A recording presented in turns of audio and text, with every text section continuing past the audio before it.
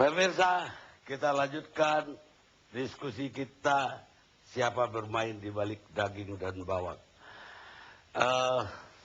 Kami juga mengundang sesungguhnya Menteri Perdagangan Gita Wirjawan, tapi beliau tidak datang dan tidak mengirimkan wakil. Dan karena itu saya pada kesempatan ini mengapresiasi Departemen Pertanian yang hari ini hadir 3 dirjen lengkap, 4 dirjen.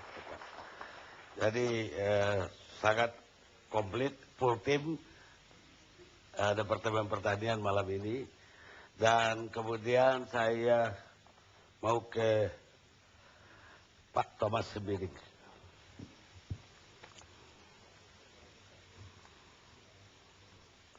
Bagaimana kelanjutan setelah kita diskusi apa yang terjadi kemudian dan bagaimana menurut Pak Thomas?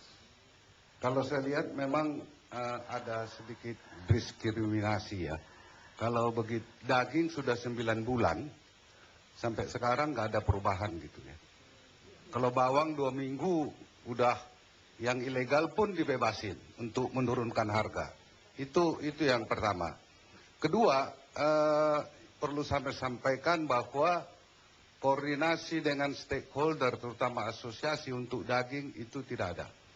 Tidak ada yang pembagian kuota transparan semua diundang? Nggak ada. Nggak ada. Nggak ada. Jadi ya sebab saya ketua asosiasi dan ada juga ibu ketua asosiasi, kami tidak pernah diundang untuk membicarakan pembagian kuota ke anggotanya masing-masing begitu. Jadi itu sudah pasti ya. Kemudian yang perlu saya sampaikan di sini adalah bahwa swasembada itu kalau konsumsi kita baru 2 kilo, kita nggak tahu kapan berhentinya itu. Apakah mau seperti Filipina, Vietnam 4 kilo. Kalau Malaysia, Singapura 7 kilo. Pak pemirsa, ini yang dimaksud oleh Pak Thomas ini konsumsi kita per kapita per tahun itu 2 kilo. Begini akuratnya 2,5 kilo Pak. 2 kilo Pak. 2 kilo. Ya 2 kilo. 2 kilo dan itu bisa dibayangkan setiap orang di sini kalau yang ada di ruangan ini makan stik 10 kali.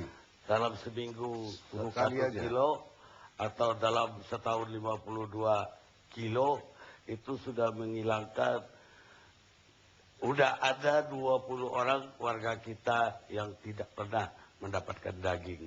Itulah kenyataan di Republik ini. Silakan Pak. Nah, kemudian, oleh karena itu sebetulnya yang sulit sekarang ini kan pertumbuhan ekonomi kita baik, ya, kemudian juga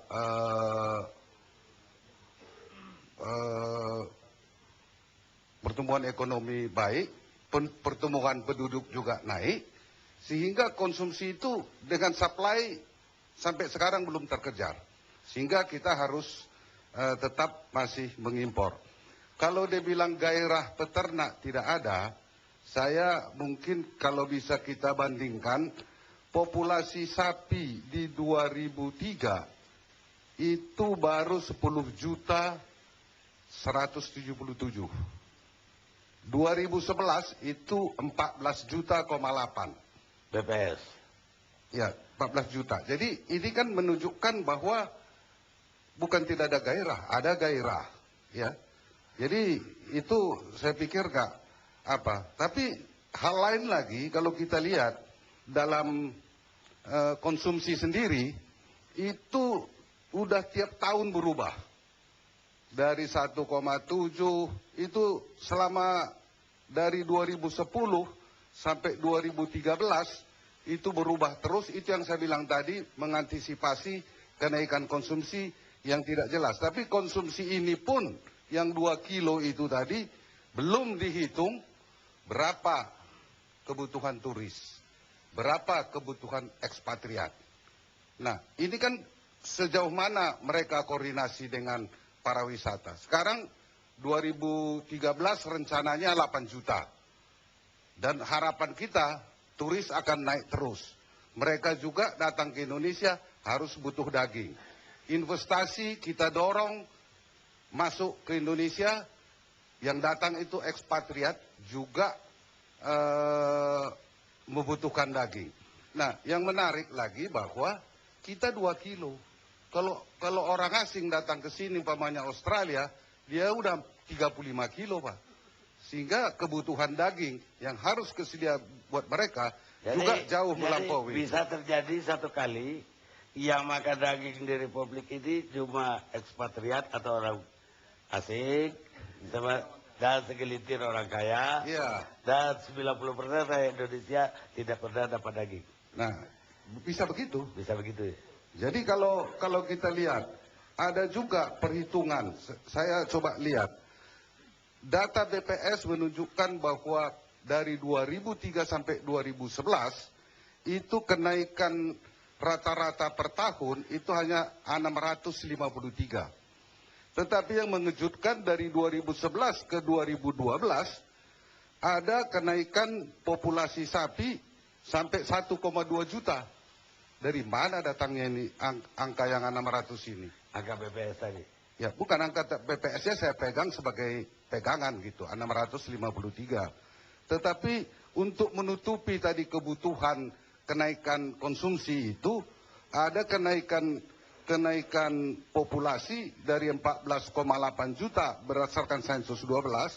2012 itu kenaikan populasinya 1,2 juta. Padahal rata-rata per tahun hanya 563. Jadi ini kan saya nggak tahu dari mana datang sapinya itu. Sebab impor itu kan sudah dibatasin. Nah, terakhir sebetulnya yang saya mau sampaikan itu bahwa dengan ada konsumsi kenaikan terus itu, ya jangan-jangan yang data ini sudah terjadi pengurasan. Jadi sama kejadian pada tahun 1984, di mana kita swasembada beras dapat award dari FAO, tapi kemudian 85 sampai sekarang kita impor beras terus makin naik begitu. Jadi jangan terulang lagi begitulah. Saya malah lebih dari itu. Saya takutnya satu hari tidak ada lagi sapi lokal. Nah, itu bisa ditunjukkan pemotongan kerbau. Ini data dari angka pertanian juga. Pemotongan kerbau itu rata-rata dari 2003 itu lebih kurang 200.000. Padahal populasinya menurun 1,3 berdasarkan sensus 2011. Sekarang 2012 dia mau potong 347.000. Ini mau ngabisin kerbau nggak di Indonesia? Ya, lama-lama kita lihat kerbau dan sapi kita di satwa laga. Ya, mungkin di kebun binatang nanti adanya, Pak. Ya. Kemudian yang terakhir kali, sebetulnya kami sudah melihat bahwa sudah 9 bulan kenaikan harga ini, pemerintah tidak ada berusaha untuk mengantisipasi. Saya kembali ke undang-undang, Pak. Perintah undang-undang menyatakan bahwa pakan itu harus tersedia. Kalau kita lihat di Undang-Undang PP 68 tahun 2002, dia adalah suatu kondisi yang ditandai dengan ketersediaan untuk rumah tangga yang memadai dari segi kuantitas, kualitas, keamanan, kesetaraan, dan keterjangkauan. Undang-Undang 18 tentang pangan tahun 2000. Saya kira cukup, Pak, dari Pak Thomas. Bukan, artinya ini kan